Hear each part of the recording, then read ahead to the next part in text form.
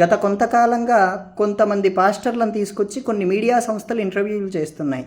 నిజానికి వాళ్ళని ఇంటర్వ్యూలు చేయవలసినటువంటి అంశములు ఏమిటి? కేవలం బైబిల్ గురించి, జీసస్ గురించి, యెహోవా గురించి, క్రైస్తవంలో ఉండేటువంటి ఔన్నత్యం గురించి ఇంటర్వ్యూలు చేస్తే ఎవరికి ఎటువంటి ఇబ్బంది, అభ్యంతరకరం ఏమీ ఉండదు. కానీ ఈ పాస్టర్లను తీసుకొచ్చి వాళ్ళను సనాతన ధర్మంలో ఉండే అంశాల గురించి ఇంటర్వ్యూలు చేయటం, ఆ సనాతన ధర్మంలో ఉండే విషయాల గురించి వాళ్ళకు ఏదీ అవగాహన లేకపోవటం, వారు దూషితపూరితంగా సనాతన ధర్మాన్ని దూషించటం, సనాతన ధర్మంలో ఉండే దైవాల గురించి కూడా తప్పుగా మాట్లాడటం వంటివి చేయటం, ఇటు వీళ్ళు పాపులర్ అవటం కోసం ఈ పాస్టర్లు ఎంత దాకైనా ఎంత దూరమైనా వెళ్ళి మాట్లాడుతూ ఉన్నారు.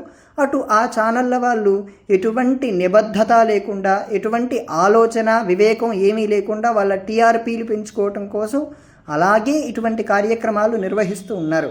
కొన్ని వెబ్సైట్స్ కానీ, కొంతమంది పిచ్చి పట్టినటువంటి పాస్టర్లు కానీ శ్రీరాముణ్ణి చాలా దూషితపూరితంగా మాట్లాడారు.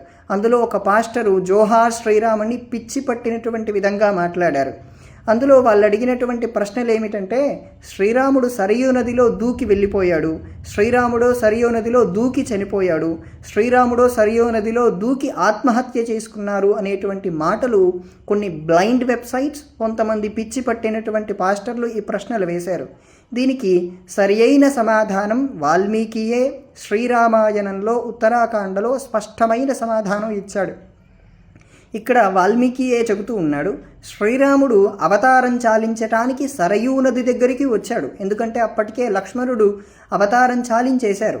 ఇక ఈయన అవతారం చాలిస్తారు అనగానే ప్రతి ఒక్కరూ అయోధ్యలో ఉండేటువంటి సూక్ష్మ క్రిమితో సహా శ్రీరాముణ్ణి అనుసరించి సరయూ నది దగ్గరికి రాగానే అంతరిక్షంలో నుంచి చూసి బ్రహ్మదేవుడు అంటున్నాడు, ఆగచ్చ విష్ణో భద్రంతే దిష్ట్యా ప్రాప్తోసి రాఘవ, విష్ణుస్వరూపుడైన రఘునందనుడా వచ్చి మీ స్వస్వరూపాన్ని స్వీకరించండి అని బ్రహ్మదేవుడు అడగగానే ఆ సరయూ నది దగ్గరే ఒక 4-5 శ్లోకాల దగ్గర పితామహ వచశ్రుత్వ వినిశ్చిత్య మహామతి వివేశ వైష్ణవం తేజ సశరీర సహానుజ అని చెప్పి శ్రీరాముడు సశరీరంతో వైకుంఠానికి వెళ్ళారు.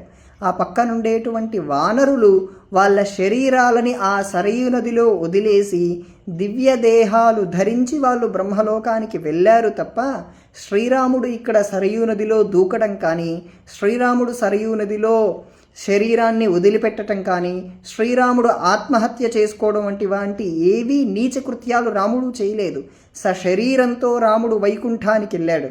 ఇటువంటి పిచ్చి పట్టినటువంటి పాస్టర్లను, ఇటు కంట్రోల్ తప్పినటువంటి ఛానళ్లను, ఇటు కంట్రోల్ తప్పినటువంటి బ్లైండ్ వెబ్సైట్స్ని రెస్ట్రిక్ట్ చేయకపోతే వీళ్ళందరూ సమాజానికి చాలా ప్రమాదకరంగా మారుతారు.